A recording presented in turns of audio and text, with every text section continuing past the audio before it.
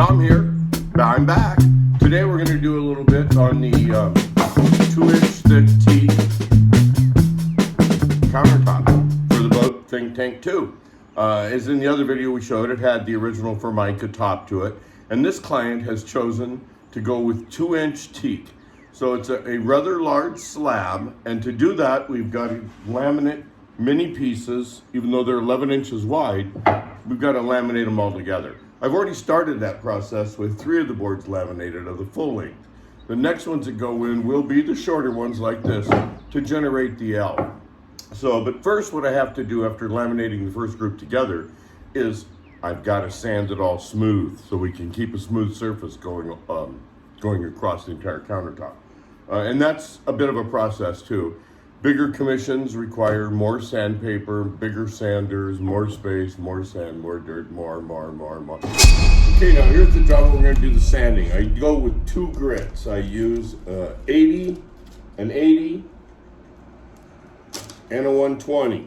That's all I use in a belt sander. No sense doing anything else. I'm not going to get that good of a finish. So I use the random orbital for everything else. So I'm going to start off with an 80, and this is a job I want to remind you that everybody wears a mask. Okay, when you're sanding the wood down to try to keep it flat, one of the things you really got to remember is never let the belt sander stay idle. If it sets in one spot, you've dug a hole.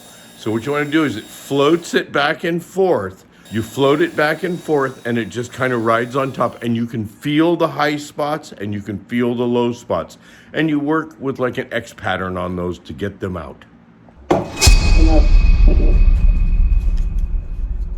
Typically what I do is I start off right on the seams here, and I run the edges to knock off any high spots. I'll do those at a 45 degree to a 90 degree angle off of the wood just to remove some material quickly. And then we'll come back and level it out later.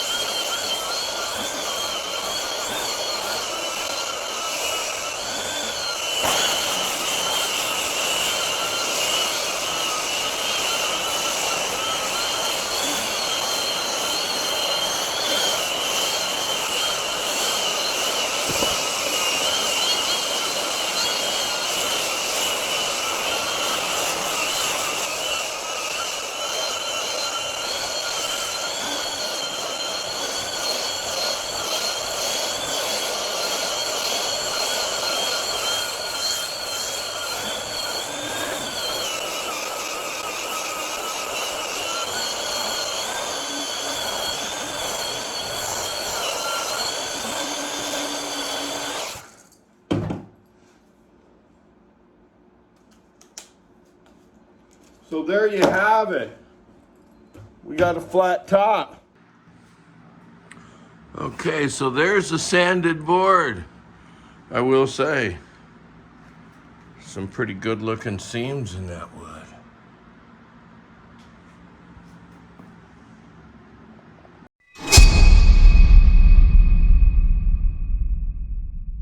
Okay, I'm getting ready to do a glue up with the side wing pieces here. I have to do it in stages because if you do too many strips at one time, the chances of them moving and getting wavy increase heavily. So I do 2 at a time so I can keep everything kind of tight in one. For one, when you get ready to do a glue up, have everything ready. I use Titebond 3, Ultimate wood glue, not unultimate, but ultimate wood glue. Then always have your blocks ready because you don't want to mar up an edge, and have your clamps ready. As you can see, I have lots of clamps. My wife always says, "Do you need all those clamps?" I said, "I need more clamps." So please send more clamps. I need more clamps. It's going to be hashtag Tom needs more clamps. So I'm going to start the glue up now. We start off by applying a lot of glue. Yeah, and just kind of squish it all on there. And do both sides so that it has a chance to soak into the wood a little bit to get a bond. Did I say a lot of glue? A lot of glue.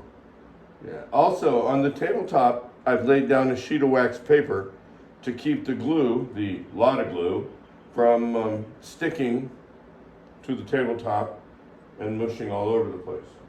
Now, I have a little trowel right here. I use a plastic one because I have it, basically, I think. All right. And you can use anything. I mean, literally anything. You're just smearing it on.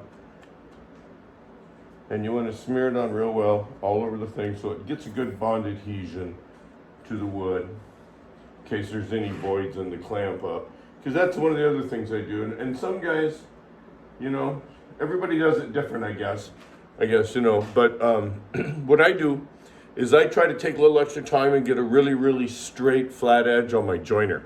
So I joined everything. So instead of having to take clamps and just clamp down and stress the wood and cause packets of air to compress inside the wood, which when it gets into a moisture environment, say in a boat, those will then rehydrate and cause bumps and warps and cracked wood and all sorts of things. So the wood's just fine in the compression that it's in. So it really doesn't need to be overly compressed with glue and clay. Okay, so now what we're gonna do is we're gonna lay the boards flat and we're gonna bind them together with the clamps. So I lay them on top of the piece of wax paper. And it doesn't really, we're not really lining in anything here. Right now, about the only thing we really want to align is the seam area between them. We want that to be as flat as possible. And typically what I'll use is another clamp. Okay, so the first thing we're gonna do is we're gonna set the first clamp after we've laid it down. Now, we still don't have it really height-wise set very well. So, but we just want to make sure that they kind of stay together. So here's where we put a couple pieces of our protector wood in.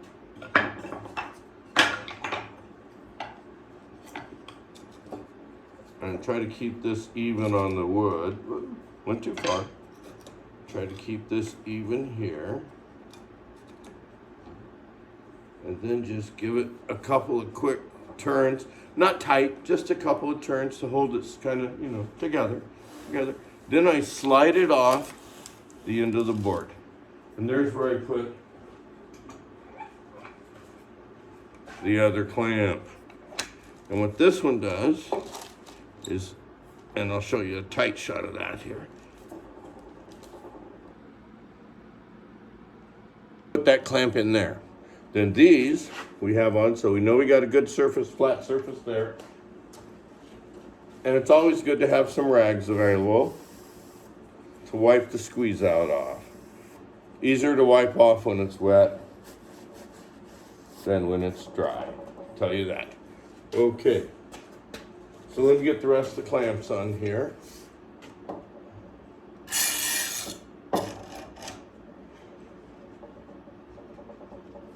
The thing I like about these pony clamps is the bar right here.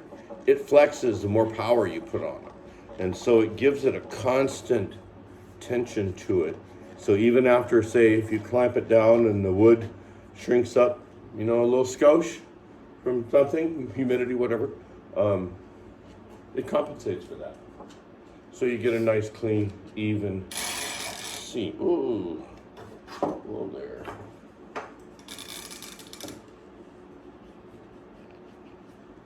On the edging here, not sure if you can see that or not, but we are getting a really good squeeze out of the glue. So we know we're getting a really good match of glue on that.